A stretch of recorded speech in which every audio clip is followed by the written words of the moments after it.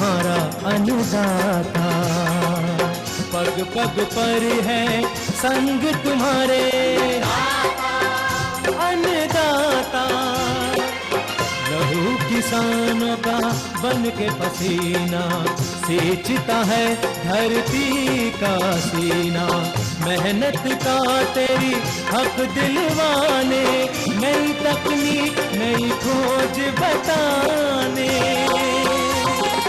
पशुधन को गुणवान बनाना, पौध सुरक्षा को सिखलाना, खेती के सब गुर समझाने, भारत का सरताज बनाने।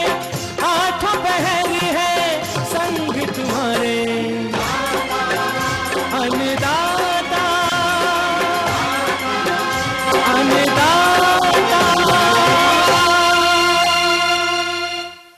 नमस्कार, मैं शालिनी आप सभी दर्शकों का अन्नदाता कार्यक्रम में स्वागत करती हूं। हर रोज की तरह एक बार फिर से हम कार्यक्रम में लेकर के आए हैं खेती बाड़ी से जुड़ी हुई बहुत सी लाभकारी जानकारियां। तो चलिए सबसे पहले देखते हैं कि क्या है विशेष आज के कार्यक्रम में। पॉली हाउस में खीरा का आधुनिक तकनीक से खेती से ली अच्छी आय, एक सफल किसान की कहानी। टमाटर में लगने वाले रोगों का कैसे करें नियंत्रण। लेमन ग्रास की खेती करके किसान ले सकते हैं अधिक लाभ।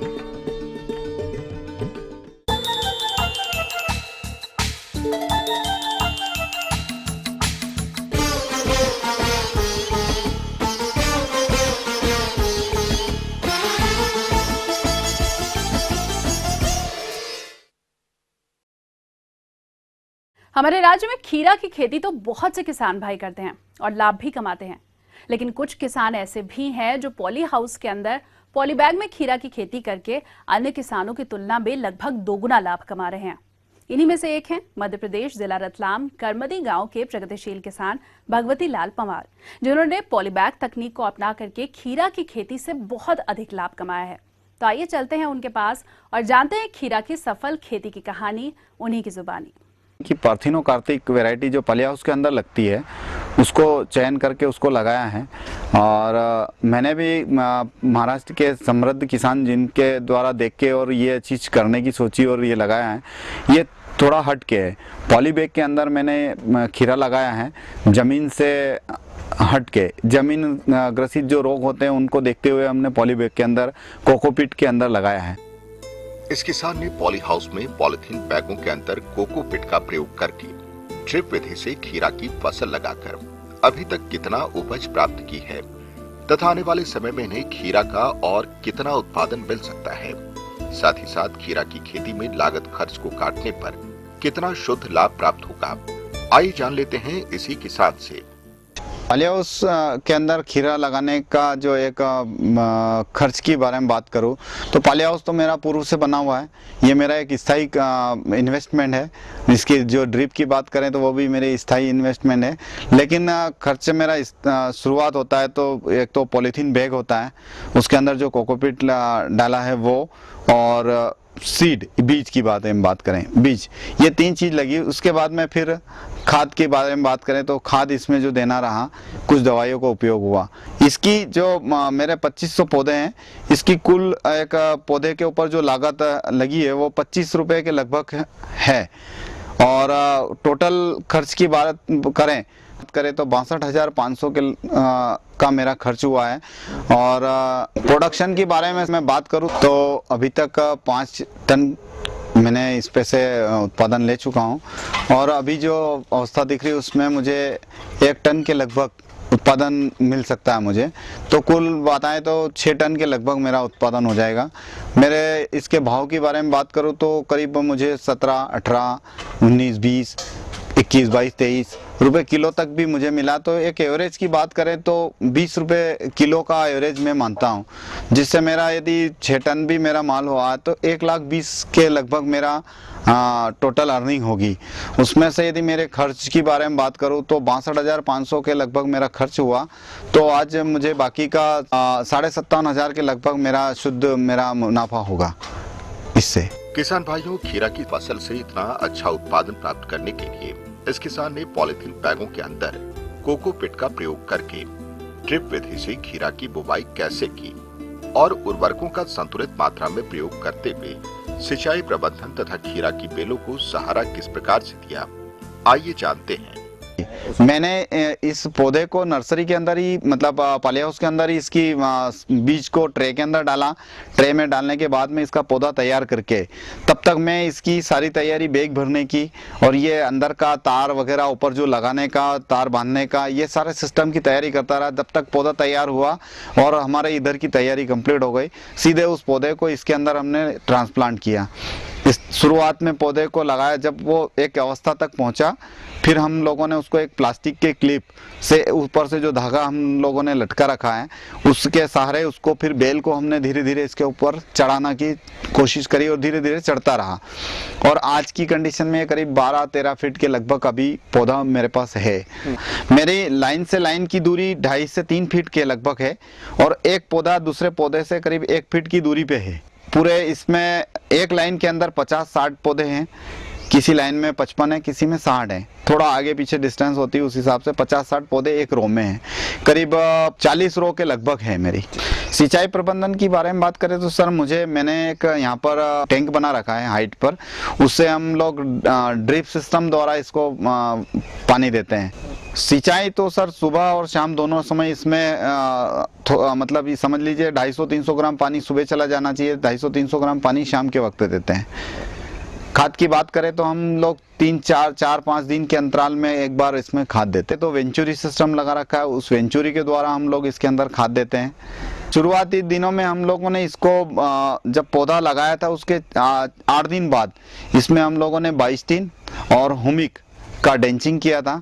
उसके बाद में हम लोगों ने इसमें 1919, 1919 का 1261-0, 13-0-45 और 13-40-13, calcium nitrate, magnesium nitrate, mix micronutrients, potash, ये सभी खादों को अलग अलग अवस्था में हम लोगों ने मिक्स करके इसको देते रहे। इसमें एक रोग की बात करें तो इसके अंदर थोड़ा सा मुझे स्टार्टिंग में ब्लाइट का प्रकोप दिखा और ब्लाइट के लिए हम लोगों ने स्प्रे भी किया। कुछ वाइट फ्लाई भी इसके ऊपर अटैक किया था शुरुआती दौर में, जब थोड़ा सा कुछ डिस्टर्बेंस स्टार्टिंग मेरे पास जो पाली हाउस था उसमें था।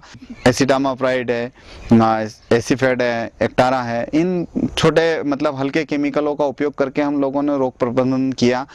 और पाली हाउस के अंदर होने से एक तो जो कचरा जो अपना वीड होता है वो अंदर होता ही नहीं, तो इतना कोई मच्छर या कोई अंदर पैदाइश होगी तो अपने को रासायनिक दवाइयों का कोई उपयोग करना पड़ेगा। जनित जो बीमारियां होती है वो इसमें नहीं होगी, तो भी इसमें अपने को थोड़ा फफूंदजनक कोई रोग नहीं होगा, कोई उसके लिए दूसरा पेस्टिसाइड या कोई फफूंदजनक दवाइयों का स्प्रे करना पड़ेगा। और तुड़ाव के बारे में बात करूं तो मैंने अभी तक इसमें से 40 से 50 बार तुड़ाव ले लिया होगा।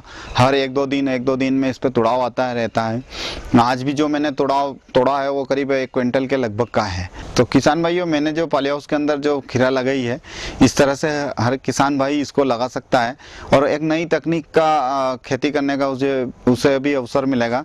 और मैंने भी इसमें से बहुत अच्छा अर्न किया है, पहली बार लगाया और बहुत अच्छा कमाया। मैं इसको और आगे अच्छे से करता रहूं और दूसरे भी किसान भाइयों को मैं सलाह देता हूं कि इस तरह से खेती करके बहुत अच्छा मुनाफा कमा सकते हैं।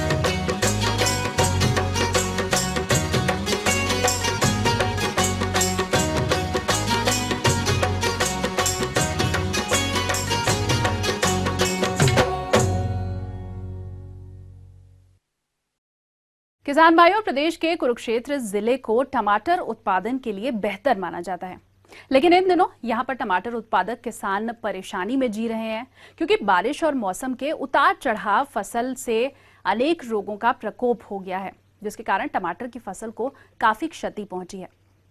ऐसी स्थिति में फसल को बचाने के लिए कौन कौन से उपाय अपनाए जाने चाहिए, इस बारे में जानकारी दे रहे हैं कृषि वैज्ञानिक डॉक्टर CB सिंह। करीब 1 हफ्ते से जो अनिश्चित वातावरण चल रहा है और करीब तो सभी फसलों के लिए नुकसान से और कहीं फ़ायदा तो कहीं नुकसान भी है। और कुछ एरिया हमारी काफ़ी प्रभावित, जो पानीपत का एरिया है और कुछ पानीपत से लगा हुआ करनाल एरिया, जहाँ ओले गिरे और बारिश से काफ़ी तबाही हुई और ख़ास करके विशेष करके टमाटर की काफ़ी नुकसान हुआ। टमाटर उत्पादक को बताना चाहूँगा किसान भाइयों की, अगर जिनका जहाँ पर ओले गिरे हैं उनका तो काफ़ी नुकसान है। जहाँ पानी ही पानी है तो उससे थोड़ा सा ये नालियों के द्वारा पानी निकालने की व्यवस्था करें। जितना जल्दी हो सके पानी खेत से खाली कर लें। और इसके साथ साथ हमें कंटामिनेशन, कुछ ऐसे पैथोजन होते हैं जो पौधे को काफ़ी नुकसान पहुंचाते हैं, जिसे कहते हैं ब्लाइट की संभावना ऐसे मौसम में जब तापमान ऊंचा और नीचा रहता है तो इसके स्पोर बड़े तेज़ी से बढ़ते हैं। ऐसी स्थिति में स्प्रे करें। स्प्रे कुछ हद तक इनको लाभकर होगा और बीमारी से बचाया जा सकता है। इसके लिए है मैंकोजेब ग्रुप, चाहे वो इंडोफिल हो चाहे डायथोमेन 45 हो।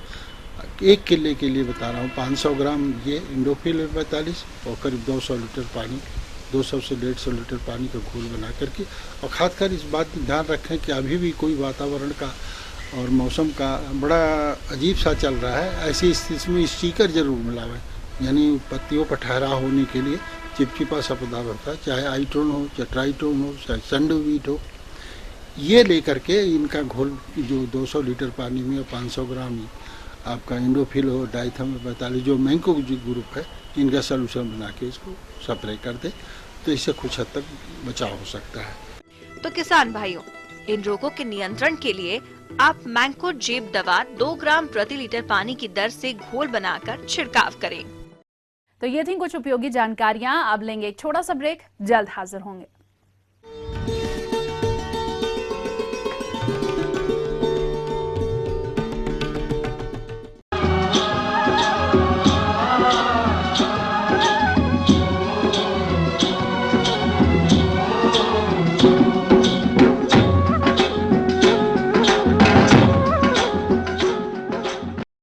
ब्रेक के बाद एक बार फिर से आप सभी दर्शकों का अन्नदाता कार्यक्रम में स्वागत है। और चलिए अब बढ़ते हैं अगली प्रस्तुति की ओर।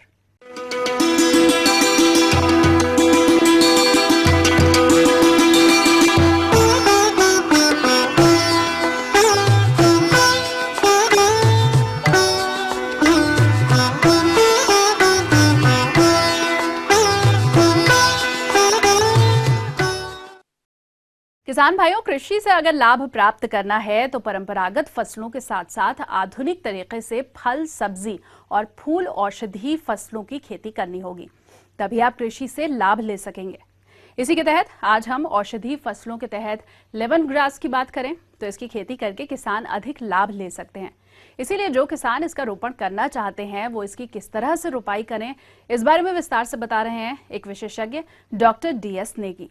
किसान भाइयों, इस समय आप लोग जो है लेमन ग्रास की खेती कर सकते हैं। और लेमन ग्रास जो है, अगर आपके पास सिंचाई के साधन है तो ये समय आपका के लिए उचित है। और इसकी काफ़ी डिमांड भी जो है मार्केट में बनी रहती है। इसके लिए आपको सबसे पहले आवश्यक है कि अगर आप इसकी खेती की बात कर रहे हैं तो एक आपके पास यूनिट जो है होनी चाहिए जिसमें आप उसका तेल निकाल सकें। तो यूनिट की कीमत अलग अलग होती है और सामान्यतः जो है यूनिट की कीमत जो है उसके स्टील पे निर्भर करती है कि किस तरह का स्टील आपके पास है, किस तरह की स्टील की टंकी आपके पास है। अगर आप अच्छी क्वालिटी का स्टील की टंकी बनाने की बात करें तो करीब जो है 2 से 2.5 लाख रुपए की जो है करीब 5 कुंटल की आप टंकी जो है बना सकते हैं, जो कि स्टेनलेस स्टील की होगी, जिसमें कि उच्च गुणवत्ता युक्त तेल आपको प्राप्त हो सकता है। जैसे कि आप जानते हैं कि तेल जो है इनका आसवन जो है, ये तेल जो है आसवन विधि से निकाले जाते हैं। पानी के साथ घास को गर्म करके और फिर जो है तेल को निकाला जाता है। इसकी खेती करने से पहले यह जान लेते हैं कि इससे प्राप्त तेल का उपयोग क्या है। तो किसान भाइयों, इसका तेल बहुउपयोगी है, जिसका प्रयोग साबुन बनाने, प्रसाधन सामग्री में, इसके अलावा तेल से विटामिन A का संश्लेषण किया जाता है। अतः कुल मिलाकर इसकी खेती करके अधिक आय आप ले सकते हैं। इसके लिए सबसे पहले खेत की अच्छी से तैयारी कर लें आप लोग। उसको अच्छी तरह से जुताई करके बढ़िया से जो है उसको पाटा लगा के खेत को तैयार कर लें। कि आपके पास अगर गोबर की खाद, सड़ी हुई खाद है तो उसको भी आप जो है 15-20 टन प्रति हेक्टेयर के हिसाब से आप उसको मिला सकते हैं। खेत में जुताई करते हैं, अंतिम जुताई के समय जो है उसको अच्छी तरह से उसमें मिला लें, और जिससे कि वो जो है मिट्टी की जो है उर्वरक क्षमता बनी रहती है और आपको अच्छी क्वालिटी का तेल और अच्छी फसल आपको जो है प्राप्त होती है। इसके अलावा रासायनिक उर्वरकों के रूप में रोपाई के पहले DAP 130 किलोग्राम और MOP 100 किलोग्राम का प्रयोग करें। यदि गोबर की खाद का भरपूर उपयोग किया गया है तो इन बताए गए उर्वरकों की आधी मात्रा ही डालें।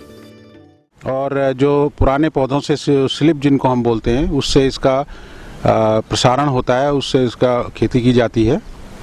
तो उस तरह से आप जो है फिर उसकी स्लिप्स को ले लें और उसको फिर मुख्य खेत में रोपित करें। तो इसके लिए सबसे आवश्यक है कि हम जो उन्नत प्रजाति हैं उन्हीं का उपयोग करें, जैसे कि आपका प्रगति है, प्रमाण है, चिरहरित है, कृष्णा है। ये कुछ वैरायटियां हैं उसकी जो लेमन ग्रास की, जो कि बड़ी अच्छी उपज देती हैं।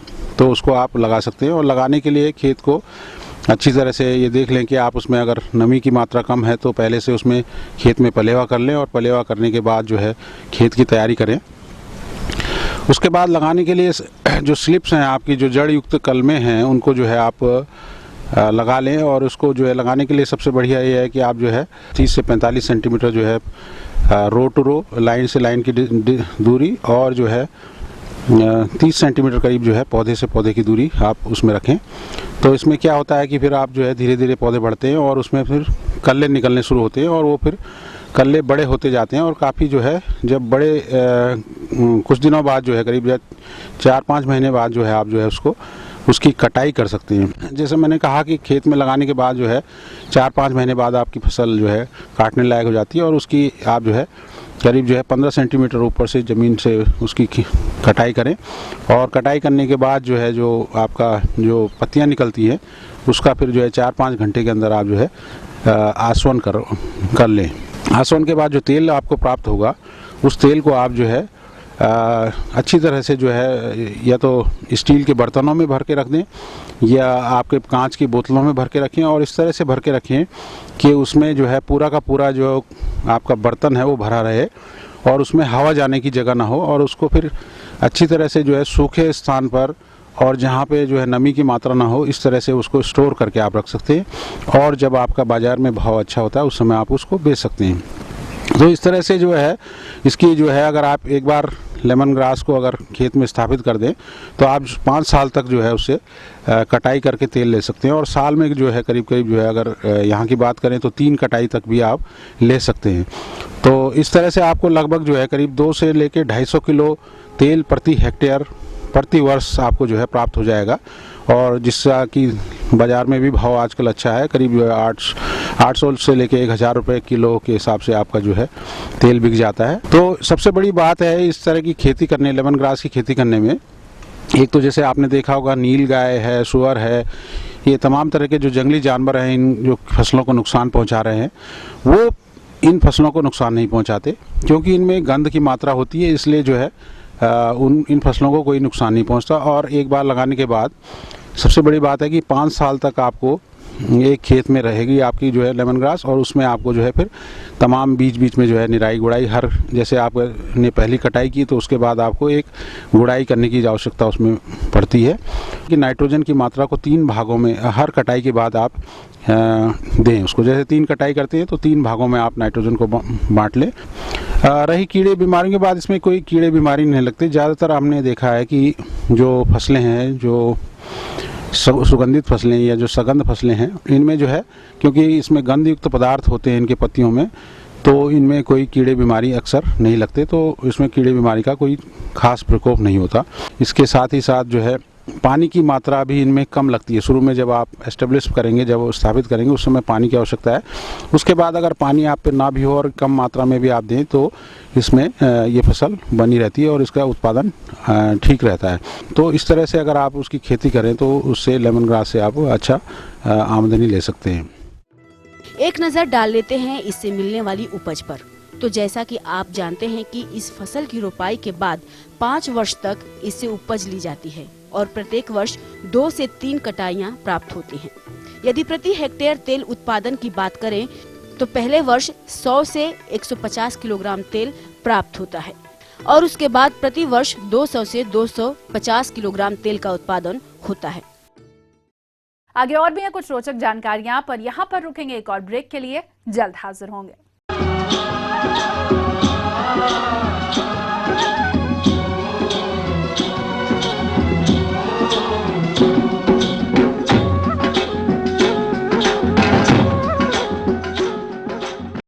ब्रेक के बाद आप सभी दर्शकों का एक बार फिर से स्वागत है। चलिए अब रुख करते हैं अगली कड़ी की ओर।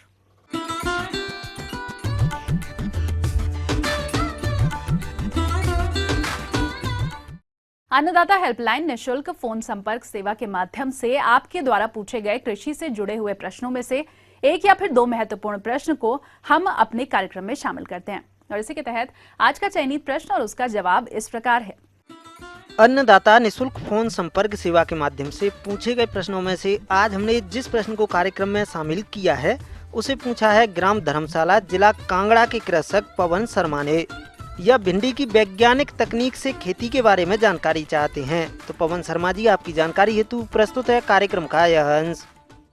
सबसे पहले तो मैं आपको ये बताना चाहूँगी कि भिंडी जो है अधिकतर हमारे निचले और मध्य पर्वतीय क्षेत्रों में लगाई जाती है और साल में हम इसका 2 बारी उत्पादन कर सकते हैं, जैसे कि ग्रीष्म ऋतु में और वर्षा की ऋतु में। निचले पर्वतीय क्षेत्रों में इसको लगाने का समय है फरवरी मार्च में ग्रीष्मकालीन फसल लेने के लिए। मध्य पर्वतीय क्षेत्र में हम इसे मार्च से लेकर जून तक लगा सकते हैं और ऊंचे पर्वतीय क्षेत्रों में जहां पर बर्फ पड़ती है इसे हम अप्रैल से लेकर मई तक लगा सकते हैं। आइए अब बात करते हैं किसान भाइयों भिंडी की अधिक उपज देने वाली किस्मों के बारे में, ताकि आप उन्नत किस्मों का चयन करके अधिक उत्पादन ले सकें। भिंडी की उन्नत किस्में हैं हमारे पास पूसा सावनी है, हरभजन और P8। इसमें हरभजन की एक विशेषता है कि यह जो हमारे पास भिंडी में पीला मोज़ाइक रोग आता है उसके लिए यह प्रतिरोधी किस्म है। और जब हम इसकी बीज की मात्रा की बात करते हैं तो ग्रीष्मकालीन जो हमारी फसल है उससे जो हमने उत्पादन लेना है उसके लिए जो हमारा बीज की मात्रा है वह रहती है 15 से 20 किलोग्राम प्रति हेक्टेयर, मतलब 15 से 20 किलो हमने लगानी है 1 हेक्टेयर क्षेत्र में। किसान भाइयों, भिंडी की फसल से अधिक उत्पादन लेने के लिए आवश्यक है कि पोषक तत्वों की भी पूर्ति की जाए। तो कितनी मात्रा में दिया जाए खाद उर्वरक, आइए जानते हैं।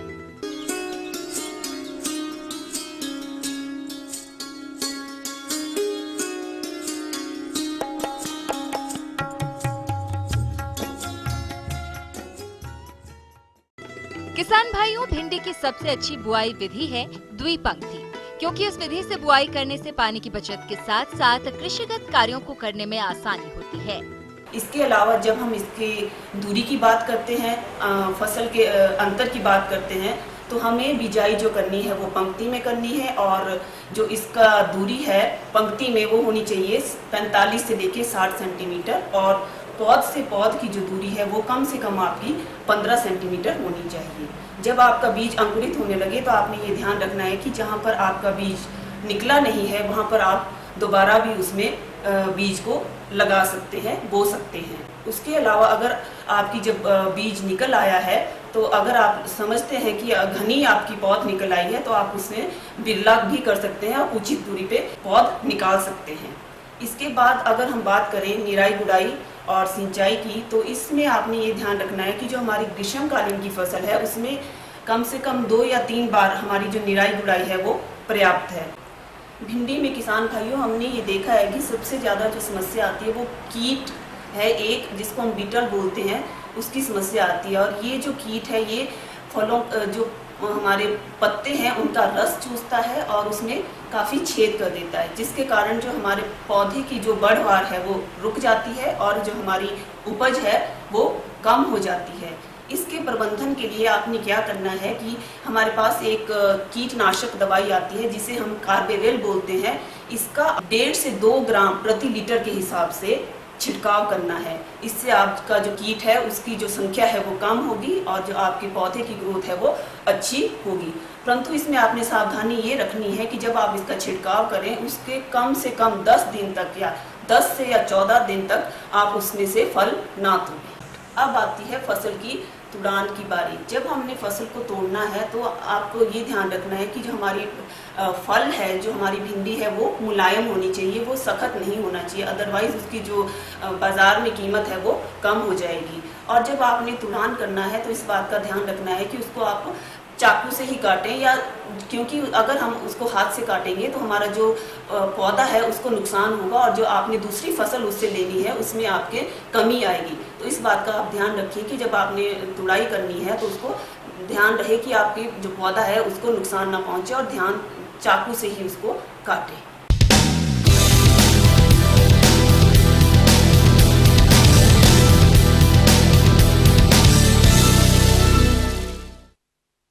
राज्य की विभिन्न मंडियों में कृषि उत्पादों के चढ़ते उतरते बाजार भाव की संक्षिप्त जानकारी इस प्रकार है।